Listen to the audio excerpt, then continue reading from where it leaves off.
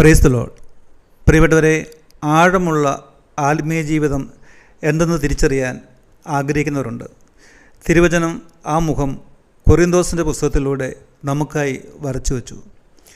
2 കൊറിന്തോസ് 6 അധ്യായത്തിലൂടെ അവിടുന്ന് അറിയിച്ചു, ഞങ്ങൾ മരിക്കുന്നവരെ പോലെ ആണെങ്കിലും ജീവിക്കുന്നവരാണ്, വഞ്ചകരെ പോലെയാണ് അറിയപ്പെടുന്നതെങ്കിലും ഞങ്ങൾ സത്യസന്ധരാണ്, ഞങ്ങൾ ദുഃഖിതരെ പോലെ ആണെങ്കിലും സദാ സന്തോഷിക്കുന്നു, ഞങ്ങൾ ദരിദ്രരെ പോലെ ആണെങ്കിലും അനേകരെ സമ്പന്നനാക്കുന്നു. പ്രിയപ്പെട്ടവരെ, അസൂയയും ജഡികതയും അഹങ്കാരവും ധനമോഹവും വെറുപ്പും നിറഞ്ഞ ആൾരൂപങ്ങൾ നമുക്കിടയിലുണ്ട്. കാഴ്ചയിൽ സൗന്ദര്യമുള്ളവരാണെങ്കിലും അവരുടെ ഹൃദയം എത്ര ചീഞ്ഞതും ദുർഗന്ധമുള്ളതാണെന്ന് തിരുവചനം നിശബ്ദമായി വിമർശിക്കുന്നുണ്ട്. എന്നാൽ കോടിക്കണക്കിന് രൂപ ടാക്സ് അടയ്ക്കുന്നവരല്ല, ദൈവപുത്രന് വസിക്കുവാൻ, ദൈവാത്മാവിന് വസിക്കുവാൻ മനുഷ്യഹൃദയം ഒരുക്കുന്നവനത്രേ കർത്താവിൻ്റെ കണ്ണുകളിൽ സമ്പന്നൻ, വരാൻ പോകുന്ന കാലത്ത് സമ്പന്നൻ. പ്രിയപ്പെട്ടവരെ, കാലങ്ങൾ മാറുന്നു, മനുഷ്യൻ്റെ സൗന്ദര്യവും ഭാവങ്ങളും സംസ്കാരവും എല്ലാം മാറുന്നു. ഞങ്ങൾ ക്രിസ്തുവിനെ പ്രതി പോഷന്മാരെന്നും നിങ്ങൾ ക്രിസ്തുവിൽ ജ്ഞാനികളെന്നും നിങ്ങൾ ബഹുമാനിതർ ഞങ്ങൾ അപമാനിതരെന്നും ഈ നിമിഷം വരെ ഞങ്ങൾ വിശന്നും ദാഹിച്ചും നഗ്നരായും പ്രഹരങ്ങളേറ്റും പാർപ്പിടമില്ലാതെയും കഴിയുന്നുവെന്നും അപ്പസ്തോല പ്രവർത്തനം 1 അധ്യായം 4-12 വാക്കിലൂടെ അപ്പസ്തോലൻ നമ്മോട് സംസാരിച്ചു. ഇത് ഏത് കാലമെന്ന് ചോദിച്ചാൽ ഈ കാലം തന്നെയെന്ന് കണ്ണു തുറന്ന് നോക്കുമ്പോൾ നമുക്കറിയാം. നമ്മൾ ജീവിക്കുന്ന ഈ രാജ്യത്ത് ഇന്ന് ഇത് സംഭവിക്കുന്നുവെന്നും മീഡിയകൾ അത് നമ്മെ അറിയിച്ചിരുന്നുവെന്നും ഇനിയും ഇത് തുടരുമെന്നും നമുക്കറിയാം. അവർ അറിയിച്ചു, ക്രിസ്തുവിന് വേണ്ടി സഹിക്കേണ്ടി വരുമ്പോൾ യഥാർത്ഥ ശുശ്രൂഷകൻ രംഗം വിട്ടു മാറാറില്ല, പ്രാർത്ഥനയും വലിയും ശുശ്രൂഷകളും ഉപേക്ഷിക്കാറില്ല. നിന്ദിക്കപ്പെടുമ്പോൾ ഞങ്ങൾ അനുഗ്രഹിക്കുന്നു, പീഡിക്കപ്പെടുമ്പോൾ ഞങ്ങൾ അടിപതറാതെ നിൽക്കുന്നു. പ്രിയപ്പെട്ടവരെ, ശാരീരിക പീഡകളും വേദനകളും അനുഭവിച്ച് ബലി അർപ്പിക്കുന്നവരും ബലി സ്വീകരിക്കാനായി വലിയ ദാഹത്തോടെ ദൈവാലയത്തിലേക്ക് കടന്നു വരുന്നവരുമുണ്ട്. ഇതാണ് ആത്മാവ് വസിക്കുന്ന അല്ലെങ്കിൽ ദൈവവചനം പോഷിക്കുന്ന ശുശ്രൂഷകരുടെ മൗനവും ജീവിതത്തിൻ്റെ ആത്മാവിൻ്റെ താളവുമെന്ന്.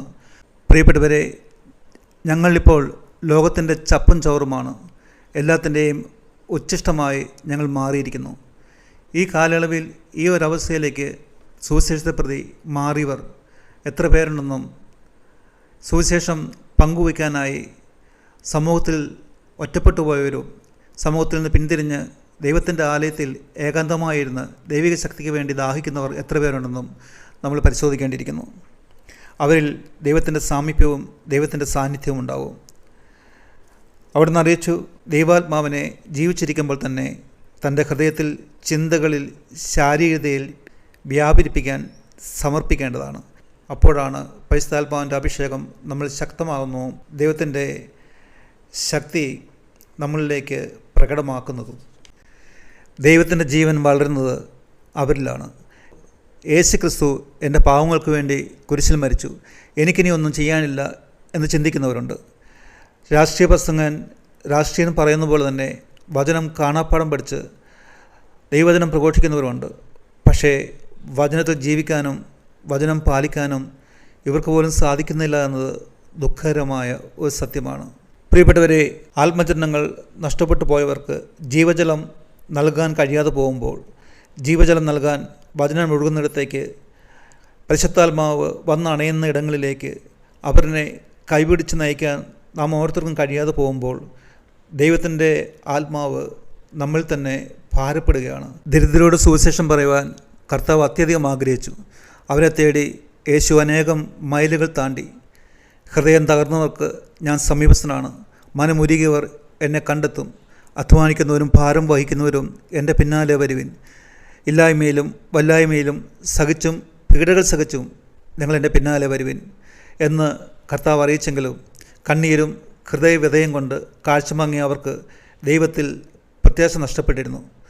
ദൈവത്തിന് എന്നെ വേണ്ടായിരിക്കും, ഞാൻ പാപിയായിരിക്കും, ദൈവത്തിനെ വെറുപ്പായിരിക്കും, ഭൂമിയിൽ ജീവിക്കാൻ വേണ്ടി അർഹതയില്ലാതെ അള്ളിപ്പിടിച്ചു കിടക്കുന്ന ഒരുവനാണ് ഞാൻ എന്നൊക്കെ ശുശ്രൂഷ സമയങ്ങളിൽ കണ്ണീരോടെ വേദനയോടെ പറഞ്ഞു കേട്ട ഓർമ്മകളുണ്ട്. കർത്താവ് തന്നെ സ്നേഹിക്കുന്നുവെന്നും നമ്മൾ ജീവിച്ചുകൊണ്ടിരിക്കുന്നതിലും കഠിനമായ വഴിയിലൂടെ അവിടുന്ന് കടന്നു പോവുകയും പുഞ്ചിരിയോടെ എന്നെ കാത്തു നിൽക്കുകയും ചെയ്യുന്നു.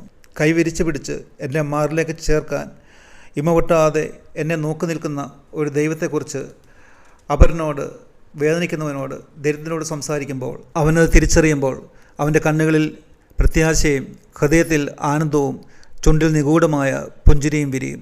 ആദ്യം ഒരുവൻ്റെ മനസ്സിലെ വേദനകളും വിശപ്പും കഷ്ടനഷ്ടങ്ങളും ആദിയും സങ്കടങ്ങളും തന്നാലാകും വിധം തുടച്ച് നിനക്കിത് ചെയ്തു തരാൻ എൻ്റെ ഉള്ളിലെ ഈശോ എന്നെ പ്രേരിപ്പിക്കുന്നു എന്ന് പറയുകയും അവൻ ദൈവത്തെ തിരിച്ചറിയുന്നു.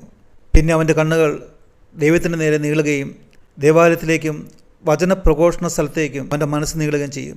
ദൈവത്തിൻ്റെ വേദനകളിലേക്ക് ചേർന്ന് നിന്ന് അവൻ്റെ ചുമടുകൾ വഹിക്കാൻ അല്പമെങ്കിലും ഞാൻ തയ്യാറാകുമ്പോഴാണ് അവന് ദൈവത്തിൻ്റെ വചനം ഭക്ഷിക്കാൻ കഴിയുന്നതും സ്നേഹിക്കാൻ കഴിയുന്നതും അത് അവൻ്റെ ഉള്ളിൽ ഫലം പുറപ്പെടുവിക്കുന്നതും. പ്രിയപ്പെട്ടവരെ, ചില സുഹൃത്തുക്കൾ, സമ്പന്നർ, വിദേശത്തുള്ളവർ, ഇവരുടെ ഫോൺ നമ്പറല്ലാതെ ഏത് ദരിദ്രൻ്റെ ഫോൺ നമ്പറാണ് നമ്മുടെ ഫോണുകളിൽ സേവ് ചെയ്ത് വെച്ചിട്ടുള്ളതെന്ന് നമ്മൾ ചിന്തിക്കേണ്ടിയിരിക്കുന്നു. അവരോട് വചനം പങ്കുവയ്ക്കാൻ, അവരുടെ വേദനകൾ, ദുഃഖങ്ങൾ ചോദിച്ചറിയാൻ എത്ര പേർ തയ്യാറാകാറുണ്ട്? ബലിയർപ്പണത്തിലൂടെ വിവാഹമെന്ന കൂദാശ സ്വീകരിച്ച് ജീവിത പങ്കാളിയെ സഭയുടെ മാന്യതയിൽ സ്വന്തമാക്കിയ ശേഷം അന്യൻ്റെ ജീവിത പങ്കാളിയുടെ നേരെ ഹൃദയം നീളുകയും ഫോണിൽ മധുരമൊഴികൾ പങ്കുവയ്ക്കുകയും ചെയ്യുന്നവർ പരിഷ്കൃത ലോകത്ത് ഇന്ന് വർദ്ധിച്ചു വരുന്നു. ഇവർ തന്നെ ദേവാലയത്തിൽ വന്ന് ബലിയർപ്പിക്കുകയും ചെയ്യുന്നു. ജീവിത പങ്കാളിയെ വഞ്ചിക്കുന്നവരും വിവാഹമെന്ന കൂദാശയിലേക്ക് പ്രവേശിക്കുന്നവർ അതിൻ്റെ വിശുദ്ധി നഷ്ടപ്പെടുത്തി അൾത്താരയെ, ക്രൂശിതനെ അവമാനിക്കുന്നതും ഈ കാലയളവിൽ വർദ്ധിച്ചു വരുന്നതും നമുക്കറിയാം. ഞാൻ സുവിശേഷം പ്രഘോഷിക്കുന്നില്ലെങ്കിൽ എനിക്ക് ദുരിതമെന്ന് 1 കൊറിന്തോസ് 9:16 വചനം പറയുമ്പോൾ, ദൈവസ്നേഹത്തിൽ ജീവിക്കുന്നവനാണെങ്കിൽ തീർച്ചയായും ദൈവത്തിൻ്റെ വചനം ഞാൻ പങ്കുവയ്ക്കണമെന്നും എനിക്ക് പങ്കുവയ്ക്കാൻ സാധിക്കാത്ത പക്ഷം ദൈവത്തിൻ്റെ വചനം പങ്കുവയ്ക്കുന്ന ഇടങ്ങളിലേക്ക്, ബലിയർപ്പിക്കപ്പെടുന്ന ഇടങ്ങളിലേക്ക്, ആത്മീയ ശുശ്രൂഷ നടക്കുന്ന സ്ഥലങ്ങളിലേക്ക് അവരനെ, എൻ്റെ അയൽക്കാരനെ ഞാൻ എത്തിക്കാൻ കടപ്പെട്ടവനാണെന്നും ഈ തിരുവചനം നമ്മളെ വീണ്ടും ഓർമ്മിപ്പിക്കുന്നു. കൊളോസസിൻ്റെ പുസ്തകം 1:29 വാക്യം അറിയിച്ചു, അവൻ എന്നിൽ ശക്തി ഉണർത്തുന്നതുകൊണ്ട് ഞാൻ കഠിനമായി അധ്വാനിക്കുന്നു. നമ്മൾ ആഗ്രഹിച്ചാൽ മാത്രമേ അവിടുന്ന് നമ്മിൽ ശക്തി ഉണർത്തുകയുള്ളൂ. നമ്മൾ ദാഹിച്ചാൽ മാത്രമേ ദൈവത്തിൻ്റെ ജീവൻ നമ്മളിൽ ഉണരുകയുള്ളൂ എന്ന് നമ്മൾ അറിയേണ്ടിയിരിക്കുന്നു. ഞാൻ പറഞ്ഞാൽ ആരെങ്കിലും ശ്രമിക്കുമോ? എനിക്കൊരു മാനസാന്തരം നൽകാൻ കഴിയുമോ എന്ന് നമ്മൾ ചിന്തിക്കുമ്പോൾ ബാറൂക്കിൻ്റെ പുസ്തകം 2:31 വാക്യം പറയുന്നു, ഞാൻ അവർക്ക് മനപരിവർത്തനമുണ്ടാക്കും. ഞാനാണ് അവരുടെ ദൈവമായ കർത്താവെന്ന് അവർ അറിയും. അനുസരിക്കുന്ന ഹൃദയവും ശ്രവിക്കുന്ന ചെവികളും ഞാൻ അവർക്ക് നൽകും. നമുക്ക് ചുറ്റുമുള്ള സാക്ഷ്യങ്ങളിലൂടെ, തിരുവചനത്തിലൂടെ ദൈവം അത് സമർത്ഥിക്കുന്നുണ്ട്.